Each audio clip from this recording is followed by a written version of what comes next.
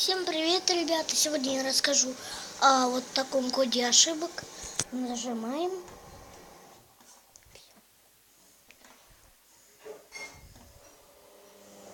Вот 39 зажимаем. Вот SL. Это... то есть мы не можем ничем управлять. Если только выключить машинку.